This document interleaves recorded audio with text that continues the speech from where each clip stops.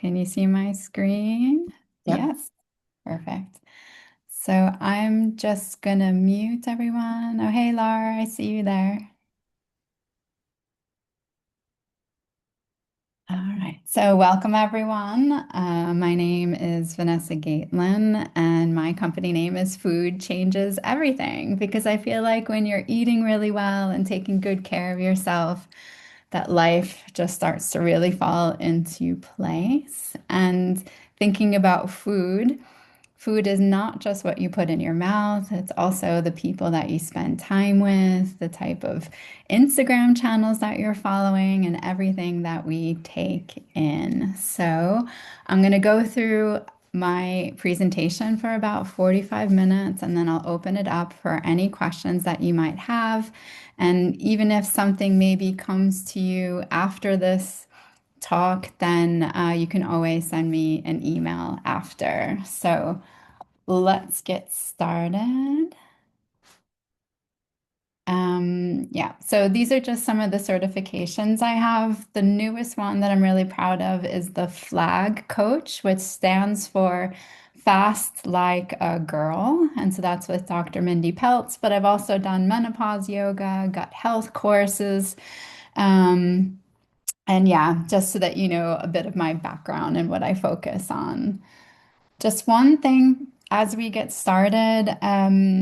This is for educational purposes. It's not intended to diagnose or prevent any diseases. This is coming from a scientific background and expert recommendations, but it may not be suitable for everyone. So, especially if you are pregnant or breastfeeding or managing a health condition, you definitely want to check in with your doctor before taking any of these ideas on. So, I'd like to start out with my personal story. Some of you know me already for some time, but my story really got started when I was a single mom. And so, on the bottom of the screen, you see the different ages. So, I'm going to talk through from 42. And so, it's about 10 years. Um, and so it started when I was a single mom and I was at a happy weight. I was feeling good. I was out of my relationship, which felt really heavy. But that meant also going back to a corporate job. And it was fantastic in the sense of being with people, moving my career along. I was working in health coaching and writing at the same time. And that was fab. But I was traveling a lot. I was doing the single mom thing, having to coordinate everything with daycare and support. And I burned out. I burned out really hard in the sense that I had zero energy. I needed to stay home from work. I couldn't even read through an email. And I just, yeah, I couldn't even pay attention to a conversation because I couldn't hold the facts in my head. During this time, because of the kind of overwhelmed state, I gained 5 kilos. And it's important to know that I didn't change my eating in any kind of way. It was just an impact of the nervous system and how my body was reacting to the burnout. So after my burnout, I used yoga to bring myself out of it through breath work and stretching and moving my body in a way that was supportive. But then I started having other symptoms. And the first one was that my vagina felt like it was coming from the inside and turning on the outside. So all the nice pink bits were going from in and coming to the outside, which is super uncomfortable. And I went to my gynecologist who said, well, Vanessa, we tested for everything. You have no skin diseases. There's nothing wrong down there. So I'm sorry, I can't give you anything because at the time my cycle was still coming super regularly. And so I didn't qualify for hormone replacement therapy. So I had to go home with an unhappy vagina and just kind of deal with it.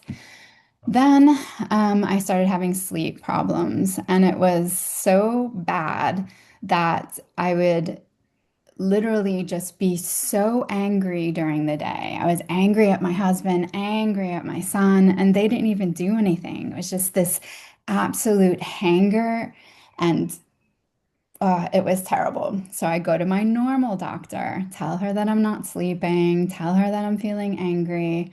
And by the way, I'm gaining weight. So 5 more kilos. So 10 in total by this point.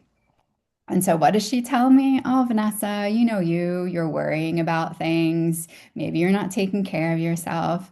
And she offers me an antidepressant. And I was like, hey, like I'm not depressed because by this time I had met my new husband and things were going great. I wanted to be having sex with him and my vagina wasn't happy. I was angry and I was not sleeping. I was like, what the heck is going on? I don't need an antidepressant. I need something else.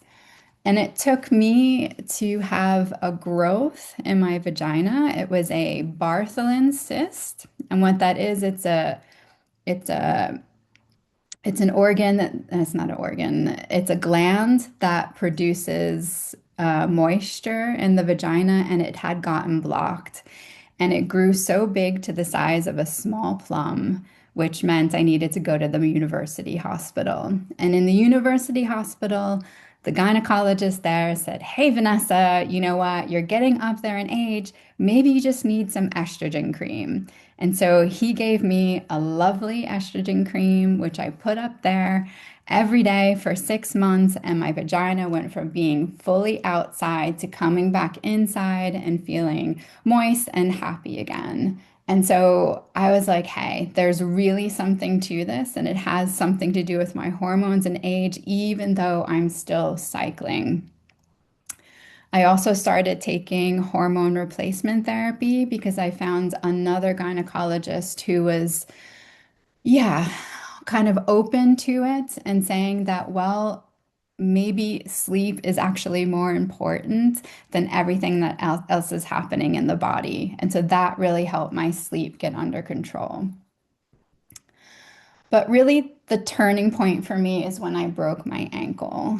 And so when I was 51 years old, I was running my own yoga studio and health coaching studio, and breaking my ankle stopped me in my tracks because I couldn't run my classes anymore. I wasn't able to really teach. And it just felt like I had reached my limit. I just kept gaining weight and I couldn't really understand what was going on because I'm trained as a health coach. I eat whole foods, but despite all of that, I was still gaining weight. So, with the broken ankle, I decided to do the carnivore diet, and that is super strict. It's basically eating just animal products. So, meat, eggs, milk, some cheese, fish, and really that was it. And what it does is it brings you into, it's called a ketogenic diet. And so what you start doing is that instead of burning sugar, you start burning fat, and your body's mostly using the fat for its energy. And I started walking. I started intermittent fasting, which meant that I would finish my meals by 2 o'clock every day and not eat anything until the morning the next day. And I lost 9 kilos. And I was like, dang, I really figured it out. It's this carnivore thing, it's the ketogenic thing. But what actually happened after the 6 months is I started to lose hair. And that's when I panicked because I also have a thyroid condition called Hashimoto's thyroiditis, which a symptom of that is also hair loss. And my mom, if you ever met her, is basically bald here because she has the same condition, but they caught it too late. And so when hair falls out, I panicked. So I said, okay, carnivore is awesome, but maybe there's something missing. So I retrained again, and I did that with Dr. Mindy Peltz in the United States. And what she said is that ketogenic diets are awesome for so many reasons, and carnivore diet is also awesome for so many reasons. But we can't be in those diets all the time, and it's because of our hormones. And the reason is hormones are coming in and then they're going away. And in the moments when they're coming in and our bodies are filling up with hormones, we really need to support it with good food And when the hormones are going away, that's a great time to fast. So I really learned how to cycle, also to support my nervous system. And so my nervous system was shot from being a single mom and going through that burnout, which was wrecking my digestion. And so she really taught me how to bring that back online and support digestion and detox as well. And so I had lost that 9 kilos. I kept maintaining it and I was feeling healthy at the same time. And now I'm 53. I still have my cycle. I'm not yet into the menopause, but I feel like this new way of eating, this new way of living is really helping me go through this perimenopause time. So, are you ready to feel good in your own skin? Um, I love this quote. The best time to plant a seed was 20 years ago, and the second best time is now. And so, what I'm going to do today is plant a little bit of seeds in your mind for things that may be interesting to you, maybe not, just to see what sticks and have a little bit of fun with it. So, back to her. The reason why I named my program Back to Her is because during this 10-year journey, let's call it, I just kept telling myself I didn't feel like me. I just felt different. Clothes didn't fit me the right way. I didn't feel comfortable in what I was wearing. My brain was working differently. I couldn't connect the dots as quickly as I'm used to. And I just had this sense like, I'm just not me. I'm not myself. I want to be her again, like the Vanessa that would laugh at things, that would have fun, who would take it easy, kind of be playful with things. And somehow I was becoming more serious and stern and, you know, yeah, my husband and son are like, "Oh, you're not fun anymore." And I was just like, "Hey, I really want to go back to her." And so that's where that name comes from. And so this is the master class where I'm going to show you 3 secrets to stop overthinking food and weight so you can start feeling confident in your body. So there's lots more secrets, but I'm going to show you 3, which I think are super important to getting on a right track. So my goal for you today is to get clarity on why women's hormones make a difference, to build your confidence in what to eat for weight loss, strong muscle, and bones, because that's awesome for us as we're getting older. And the last one is to fire up your metabolism, because when and how you eat, move, and recover is crucial. So even if you've tried everything already, because I know we try everything that we see on Instagram, even if you're exhausted and overwhelmed, and even if you don't want to put more limits on yourself, I think these ideas could really work. So this is the exact process I went through in the past 2 years to get myself back, and the one that I'm using with my clients one-to-one to get better results. Because remember, I was trained as a health coach before, but those things that I did before were not working anymore.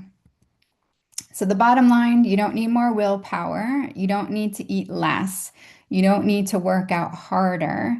You can get started right away with what I'm going to share with you today.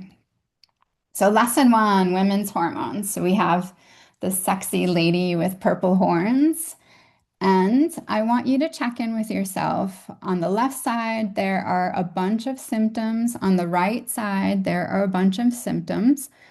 Have a look and see which ones are you feeling, either regularly every day or maybe even just during when you're cycling.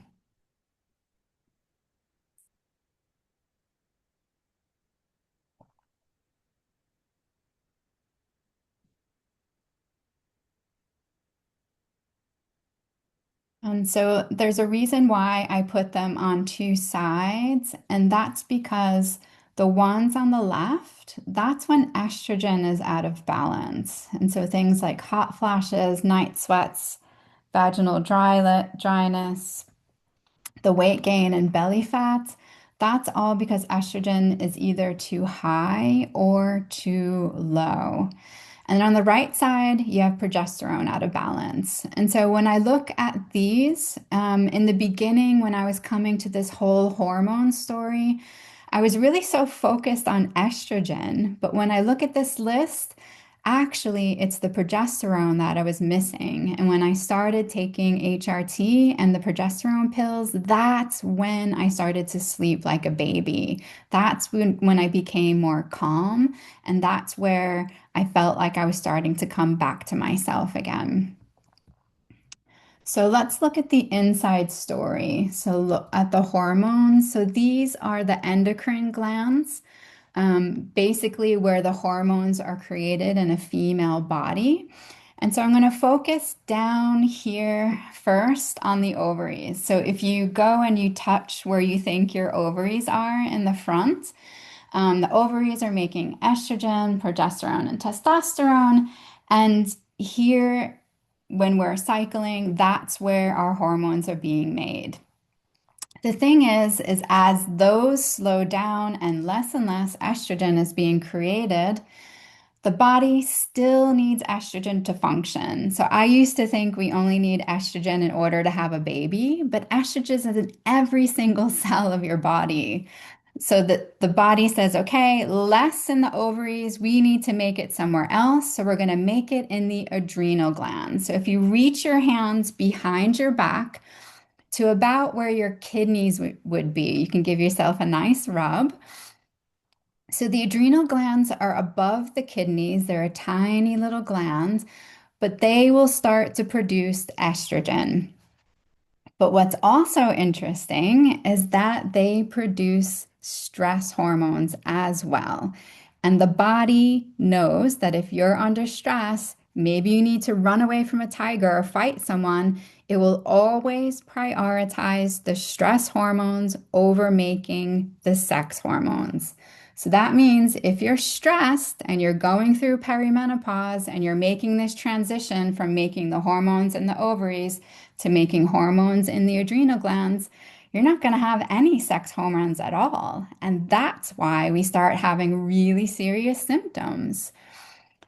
The next part is also not so great. So you go from ovaries to adrenal glands, and if there's still no hormones, your body will move to the adipose tissue. So that's the belly fat that we see. Everyone's complaining like, oh, I have this belly fat happening.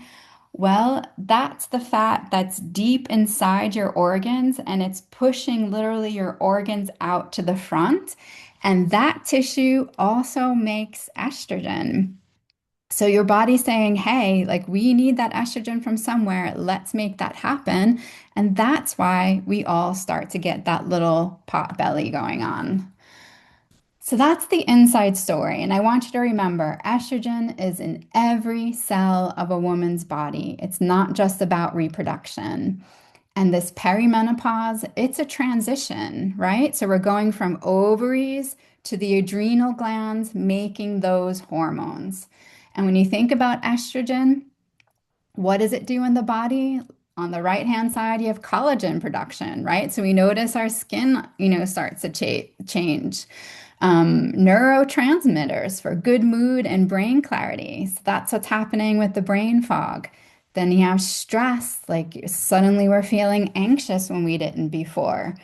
Oxytocin is the hormone for love, connection, and safety. And then you have muscles, bones, joints, and tissues. So suddenly we're feeling achy when we're waking up in the morning. It's quite often to have frozen shoulder. And that's because estrogen is an anti-inflammatory. And so it helps protect these things and helps them to heal quicker. And when that's not around, things start to feel unwell. So it's important. It's more than just about making the baby egg. So, how the levels look through the stages. So, premenopause, when you're cycling, hormones are quite stable. Like, so every month they're going up and down, but you're always getting that same dose of estrogen every month. As you come into perimenopause, this is where it goes absolutely crazy. And so one day you can be super high, and another day you can be super low and have the symptoms to match it. And this is why it's so difficult for a doctor to do a test. Like we often say, like, oh, can we do a hormone test and see what's happening? it's difficult for a doctor because on the day you go, you might be super low. On another day that you go, you might be super high. And so they have to take a guess to see what level of hormones is going to be right for you. And it's a little bit of trial and error until you come all the way down to a postmenopausal level and things start to even out. But you should also know that sometimes symptoms still stick around postmenopause, and you have to see what you can do to manage them. So let's look at the hormones as personalities. This is my favorite part. And so you can see estrogen, she is the super extrovert.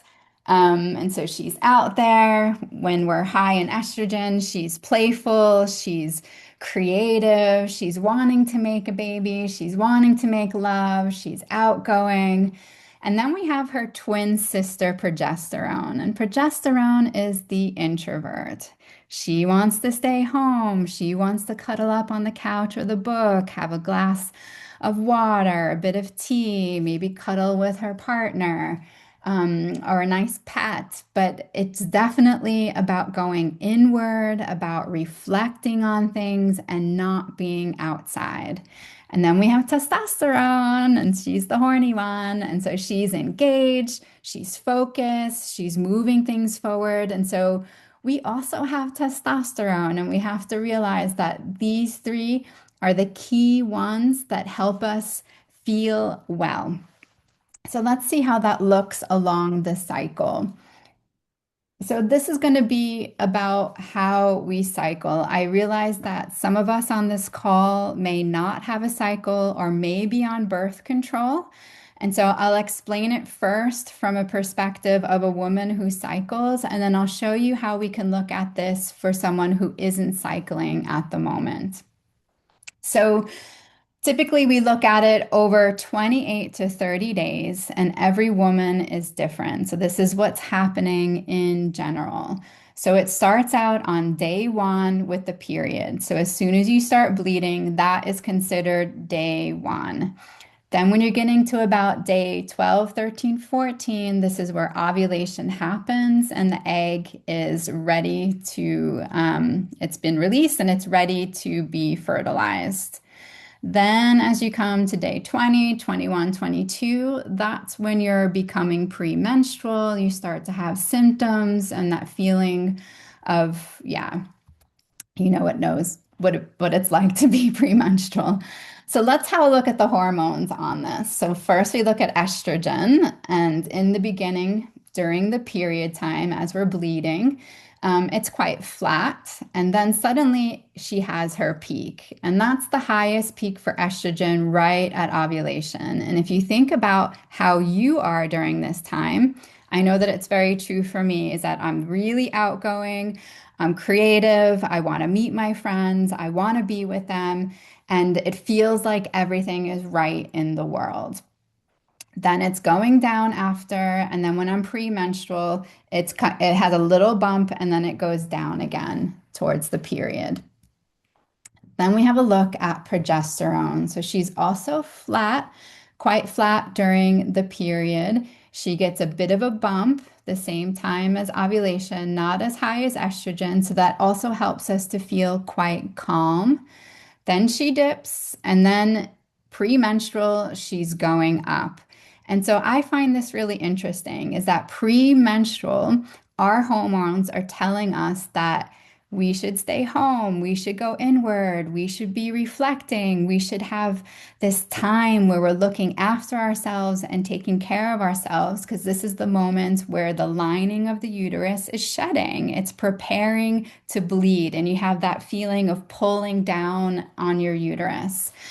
And what's also interesting about this time is that progesterone needs carbohydrates to be created. And so, what are we craving during that time? So, premenstrual, we're craving chocolate, which has a bit of magnesium, which helps to relieve cramps, but we're also craving that sweet. And it's normal because our body needs more carbohydrates in order to make that progesterone.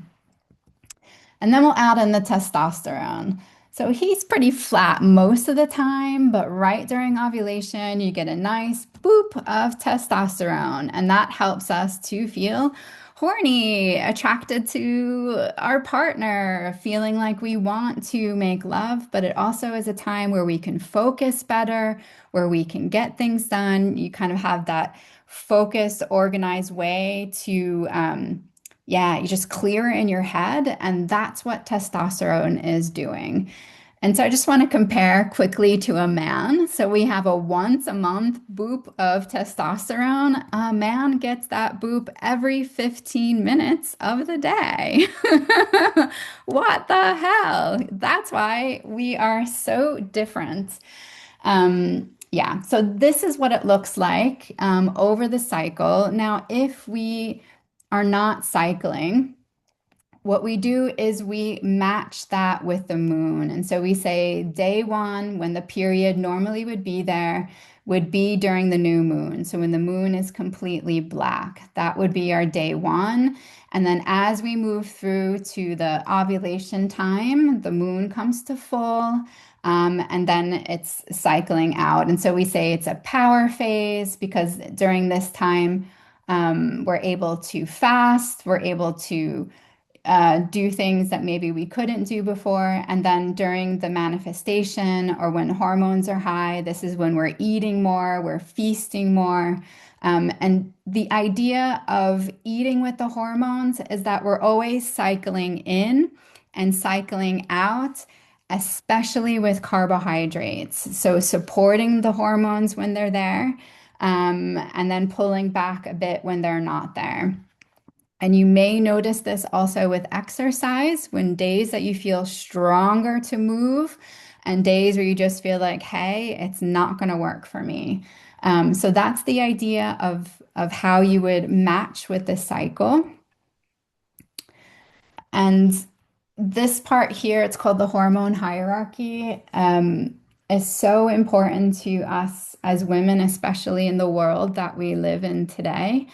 Um, Yeah, I'm gonna just dive in. Okay, so at the bottom of this hierarchy, and so this is how the body prioritizes safety, and making sure that you are still living. So the hierarchy is all the way at the bottom is your sex and thyroid hormones.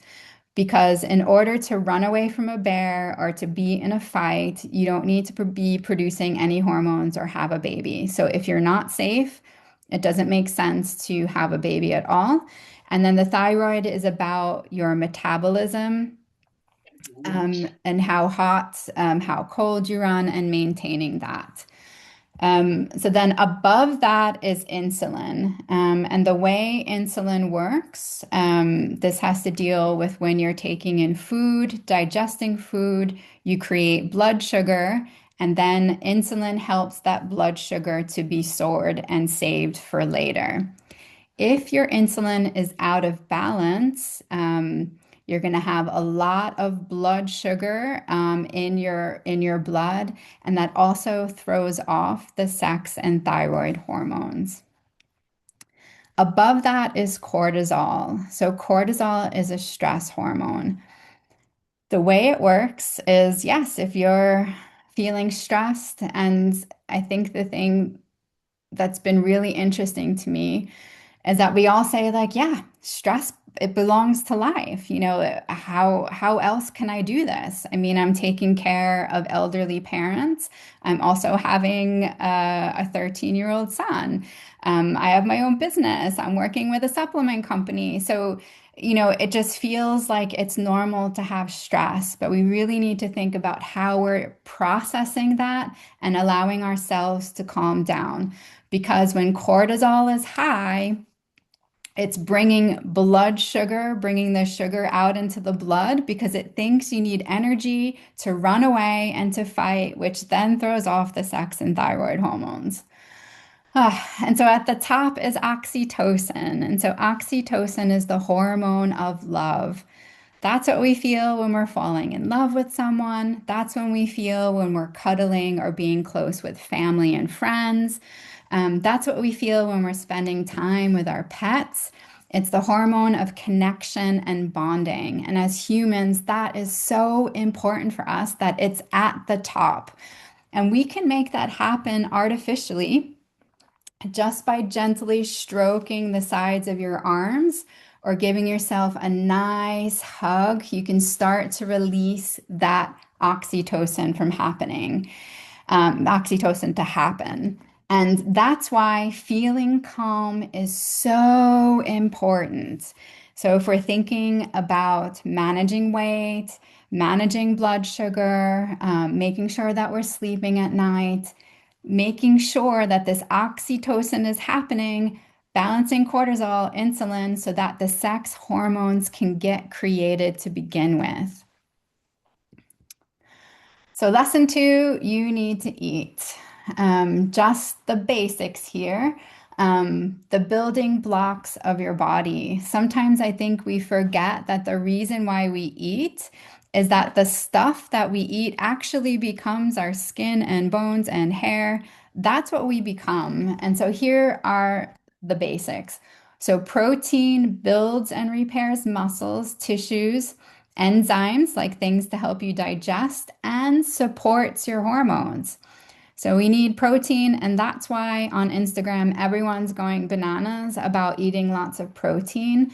It's because as we're getting older, our muscle naturally is going away, and we need to eat enough protein to keep that muscle on. And the more muscle you have, the faster your metabolism is going to work.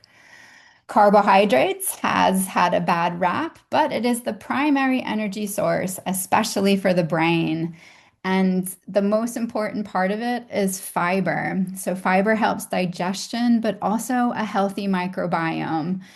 And so, the microbiome is living in your large intestine, and it's helping you to digest food, to take in nutrients, and to release toxins. And so that's why it's very key. And even there's a type of estrogen microbiome which helps to process and digest estrogens and release the ones that aren't good for us. Then we have fats, which are also the basics of hormone production for brain health and also nutrient absorption. I grew up in the fat-free era. And so I grew up listening that fat was bad for you, but actually, fat is really important, especially in this moment of time. So, what about calories? I also grew up in the calorie counting time. But if you ever eat lower than 1200 in a day, your thyroid will slow down, and that means your metabolism will slow down as well. So you need to eat a minimum of 1200 to keep your metabolism going and your thyroid happy. So, what's the big deal about carbohydrates? Um, I wanted to show you this picture because it's not that they're all evil, it's maybe just how we're eating them.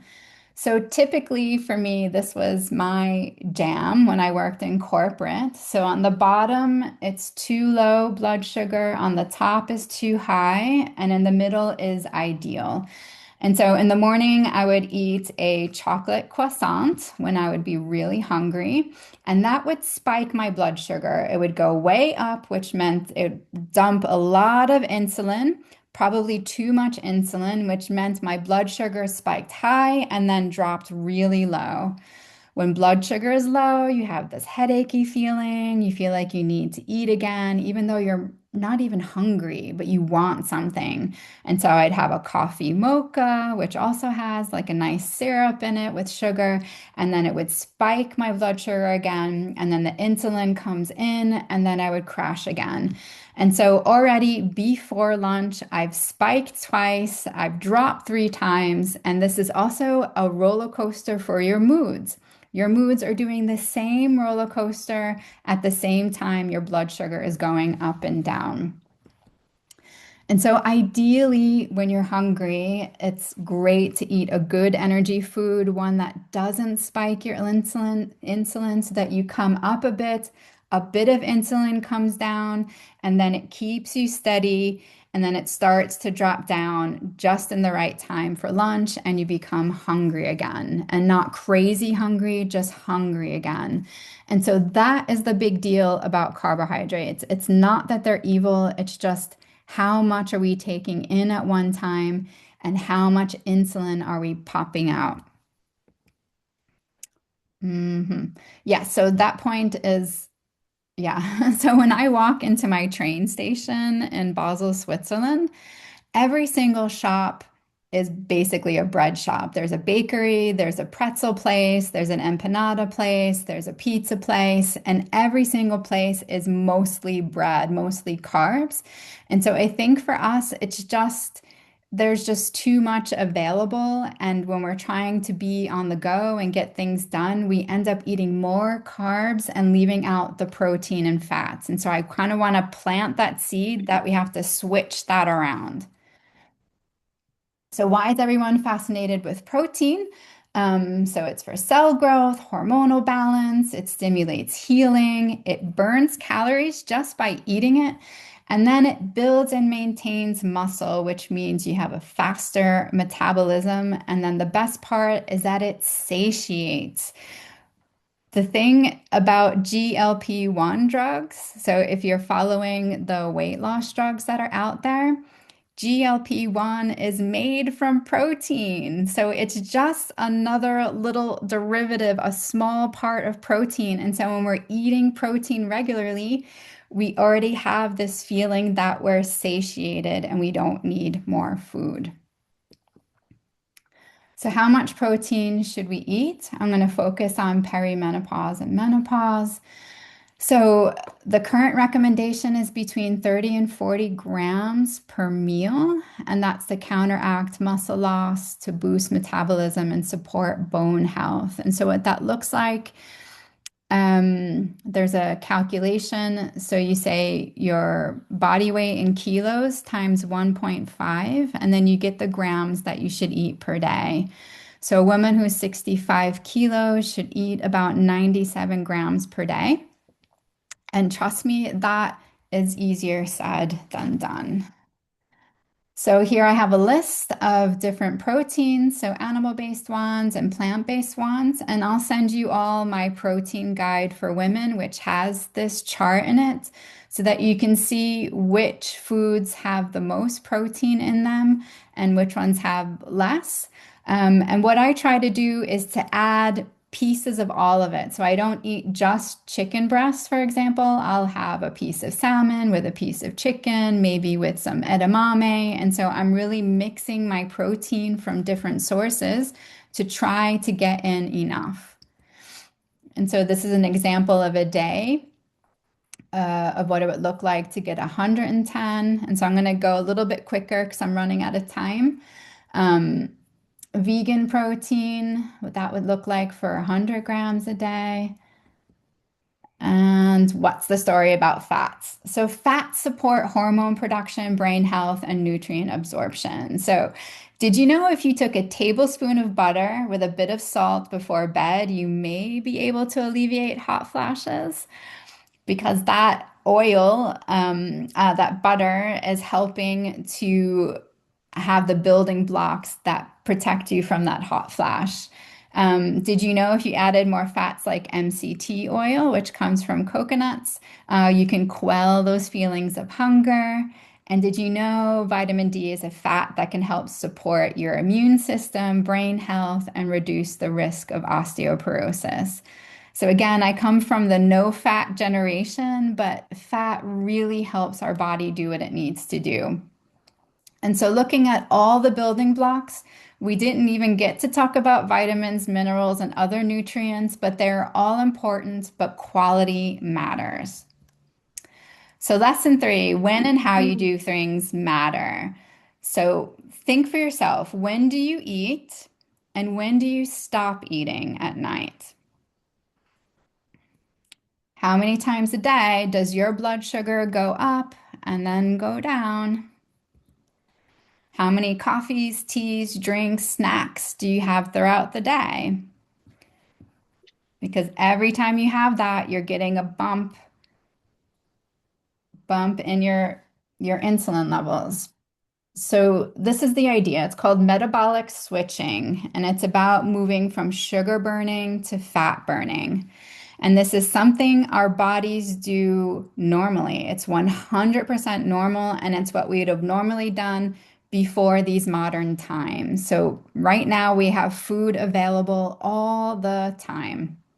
And so some of us wake up, have breakfast, lunch, dinner, have a snack, eat something before bed, and we're constantly in this sugar burning mode.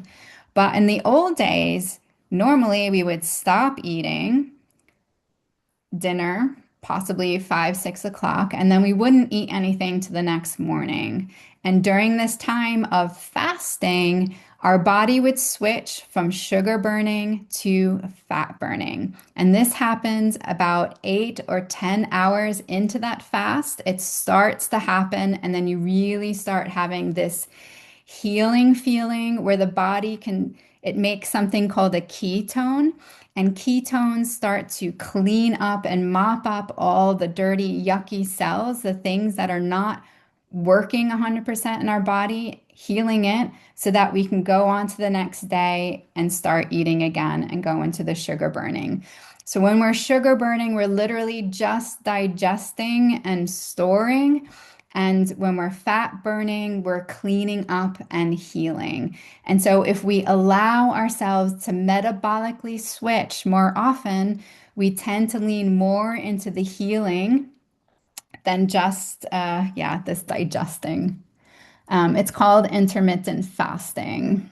And so, why would we do that? So, 13 to 15 hours, which I normally start out with, you make a human growth hormone, you reduce inflammation, fat burning begins, you get more ketones, and then you start to have more energy and focus.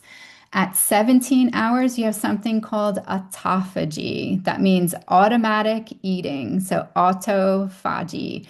Um, you start having cellular detoxification, cellular repair, improve immune function, and cancer prevention. So you could think about it as the cells are looking at themselves, and if they're broken, they're going to fix it. And if it's not fixable, it gets rid of it. Then you have a gut reset fast at 24 hours. And that's where you do intestinal cell stem cell regeneration. So basically, the lining of your gut starts to be repaired. GABA production, which is a brain neurotransmitter, brain healing, autoimmune healing, and then there's something called the fat burner fast, which is 36 hours. And that helps to really reset your whole blood sugar system, detox, and focus on anti-aging. And so, this is a journey that I lead my clients through, starting with intermittent fasting, getting to autophagy, and then seeing can we get to the 24-hour fast. And normally, as we're going through this, the weight loss starts to happen. The skin starts to change, digestion changes for sure, and you really start to notice that things work really differently. And so this is what it would look like because I normally need to visualize. So this first track here, this is 13 hours fasting and 11 hours eating. So it's waking up at 7 in the morning, eating something, and then being finished by 6 p.m. and then fasting for the rest of the day. That would be your basic intermittent fast. And so remember, the body starts making ketones around 8 to 10. And so already just doing that, you're going to start seeing a difference. So, what got me my results? Following the three lessons: understanding my hormones, eating enough, and intermittent fasting. So, my personal highlights: I lost the 9 kilos and have kept them off. The first time I went for a walk and my thighs didn't rub together, that felt like a really big highlight for me. So I don't have to wear these special underwears underneath my dresses. My digestion was coming more regularly. My sleep got better. And my stomach started to feel flat from the inside. And I don't know if that makes sense, but it was less bloating and kind of more together and didn't feel as stressed, my energy came back, and then my emotions leveled out. And so I was no longer on this roller coaster of going up and down. I really felt like my brain switched on. And now I can go on holiday. I could mess up and eat stuff that's off, but still come back and know how to quickly get on track. So reclaim your body, your rhythm, and your life. So I'm introducing my new group program. So going from overthinking food and weight to feeling confident. And the focus is about losing weight, sleeping better, and waking up energized, but also feeling like her again. And why this is important, it's because it's mindset, nutrition, it's movement, but also the underlying nervous system support. So I know all the stuff about protein and carbs and that, but if we are out of balance and feeling stressed out and not breathing properly, nothing is going to move. And so this program is also different because it's about being confused about all the information that's out there. I want to empower you with your own data. Like we're going to track stuff, learn how your body's working so that you know what works, and then practice it. So this is not just about learning something. Every single week, we're going to take one thing, we're going to focus on it, we're going to do it together so that you can practice it and then integrate it into your real life. Because it's okay to know something, but if you don't actually do it and make it happen, it's not going to go anywhere. And then we do it together. I find one-to-one coaching is great, but there's something special about when we do it together in a group. So we'll practice resetting hormones, calming stress, managing weight, and making you your own priority. Because I feel like as a woman, we have to be absolutely bananas about making us the priority instead of everyone else. And so you can lose 2 to 5 kilos. You can sleep better, wake up energized, and calm your nervous system to feel like her again. And I say can because there are some instances. So I have one of my clients has a hormone condition, which makes it a bit more difficult to move around. And so these are the typical ones. Hold on. Yeah. And then this is what we do week to week. And so the first week is about creating stability.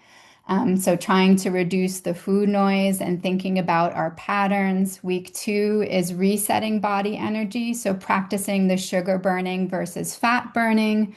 Week 3 is all about digestion and letting go because it's also to see what are we actually absorbing. Week 4 is about managing the gap. And so this is what happens when we hit a plateau or the weight is stuck. How can we really shift that out? Week 5 is about sleep and rest. So aligning with nature to calm down and heal. Week 6 is to build your strength. And so this is physically building strength, but also emotionally breaking the patterns and the stress cycles. And week 7 is coming back to her. So integrating into real life and also talking about what comes next. Like, how do you keep this going for real? It's blended online and live. So there's an online course with videos, worksheets, and resources, a WhatsApp group that's available 24/7. So we can all chat together and talk about what's happening. And then live coaching calls on Zoom once a week. So it's scheduled Tuesdays at 6:30 Switzerland time. If we need another day or time added, we can also see about adding another day. So the price, so right now we have the VIP price, which is 597. So joining by the end of April, so in a couple of days, you get some goodies. So you get some bonuses. So I'll give you access to my emotional eating course and library of yoga videos. You'll have a one-to-one coaching call with me.